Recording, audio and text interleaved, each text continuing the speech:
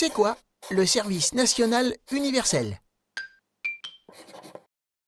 Le service national universel, ou SNU, s'adresse aux jeunes âgés de 15 à 16 ans ayant achevé leur classe de 3e.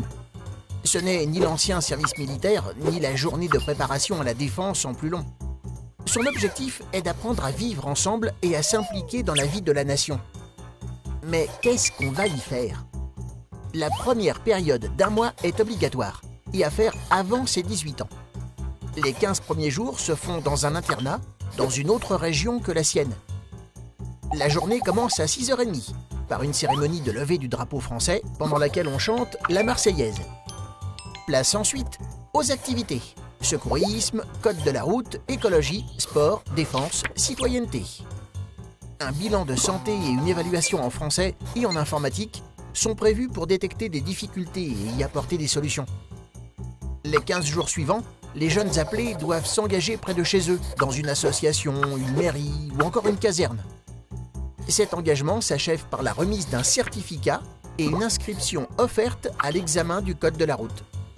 Les jeunes qui le souhaitent pourront, entre 18 et 25 ans, s'engager plusieurs mois dans une mission d'intérêt général. En 2019, 4000 jeunes volontaires testent le SNU, avant son déploiement obligatoire en 2026. C'est quoi l'Union européenne? Le 9 mai 1950, Robert Schuman, un homme politique français, propose d'unir les pays européens. Car après 2 guerres mondiales, l'Europe est dévastée. Elle ne rêve que d'une chose, la paix. 6 pays répondent à l'appel: l'Allemagne, la Belgique, la France, l'Italie, le Luxembourg et les Pays-Bas. C'est ainsi que naît l'UE, l'Union européenne. Aujourd'hui, l'Union européenne compte 28 pays. Ça fait 508 millions d'habitants, dont toi. D'accord, mais qu'est-ce qui nous relie? Des symboles d'abord. Une devise, unie dans la diversité. Et un hymne, l'ode à la joie. Un drapeau, 12 étoiles jaunes sur fond bleu. Et l'euro, la monnaie de 19 pays de l'UE. L'UE, c'est aussi des valeurs, comme les droits de l'homme, la liberté ou la démocratie. Ce régime politique qui donne le pouvoir au peuple. Des droits, comme celui de voyager, d'étudier et de travailler dans tous les pays. Des ambitions, comme celle d'œuvrer pour l'environnement.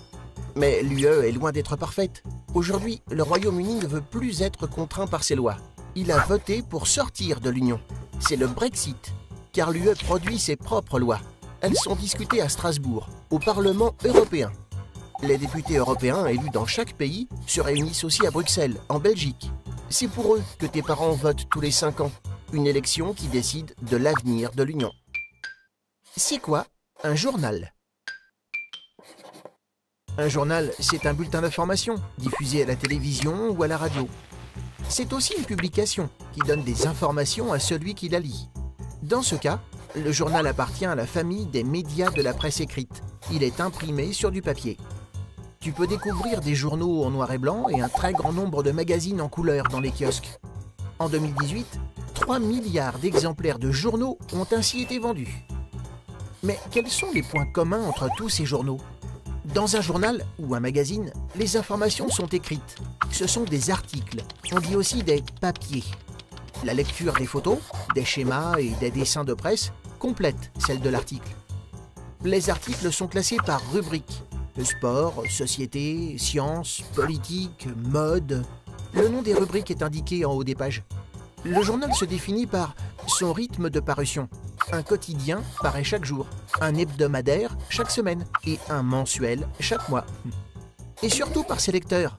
Il peut s'adresser à des enfants, aux habitants d'une même région, à des femmes ou à des passionnés d'un même sujet. C'est une équipe de journalistes, la rédaction, qui choisit les sujets, les visuels, écrit et met en page le journal. La rédaction n'a qu'un objectif: trouver des sujets qui vont informer et intéresser ses lecteurs, pour que le journal soit lu régulièrement. Comment ça marche, la voix? Ta voix fonctionne comme un instrument de musique à vent, en faisant vibrer l'air que tu respires. Quand tu inspires de l'air entre tes poumons, puis quand tu expires, l'air est propulsé vers l'extérieur. En remontant le long de la trachée, l'air fait vibrer tes cordes vocales et produit un son. Attention, cordes vocales et cordes, ça n'a rien à voir. Imagine plutôt 2 sortes de lèvres qui s'ouvrent et se referment sous la pression de l'air. Le son se propage ensuite dans tous les creux qu'il rencontre. Ta bouche, ton nez et ta gorge. Ces résonateurs amplifient et modifient le son.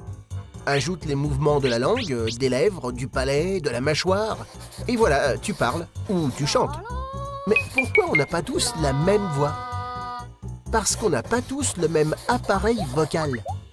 Chez les enfants, par exemple, les cordes vocales sont très courtes. Voilà pourquoi ta voix est plus aiguë que celle de tes parents.